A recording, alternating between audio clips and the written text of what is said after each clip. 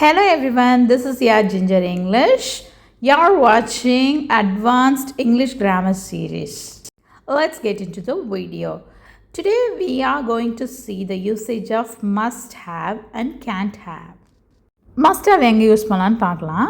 These refer to the speaker's certainty about a past action.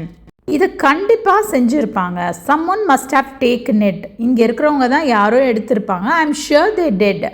நம்ம ஷியோராக சொல்கிறதுக்கு must have use பண்ணலாம். கண்டிப்பாக நடந்திருக்கும். Someone must have taken it.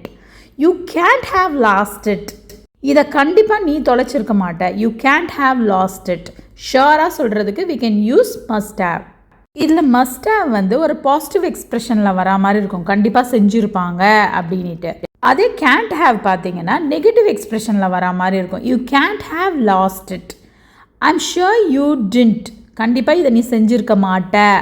Surely you can't have eaten all of it. கண்டிப்பாக நீ இதை எல்லாத்தையும் சாப்பிட்டுட்டு இருக்கக்கூடாது அப்படின்னு சொல்கிறதுக்கு நெகட்டிவ் ஃபார்மில் we can use can't have. can'tனாலே நெகட்டிவ் தான். ஸோ நெகட்டிவ் எக்ஸ்ப்ரெஷனில் we can use it. Surely you can't have eaten all of it. இது எல்லாத்தையும் நீ சாப்பிட்டு இருக்கக்கூடாது. Surely you must have noticed it. கண்டிப்பாக நீ இதை பார்த்துருப்ப, நீ எங்கேயாவது பார்த்துருப்ப. Surely you must have noticed it. இந்த can't have must have இது ரெண்டுமே ப்ரெசன்ட் பர்ஃபெக்ட் டென்ஸில் தான் யூஸ் பண்ணியிருப்பாங்க. ஒரு ஆக்ஷன் முடிஞ்சு அதோட ரிசல்ட் ஸ்டில் ரிமைன்ஸ்னால் நீ பார்த்துருப்ப அப்படின்னு சொல்கிற அந்த ரிசல்ட் ஆஃப் த ஆக்ஷன் தான் ப்ரெசன்ட் பர்ஃபெக்ட்.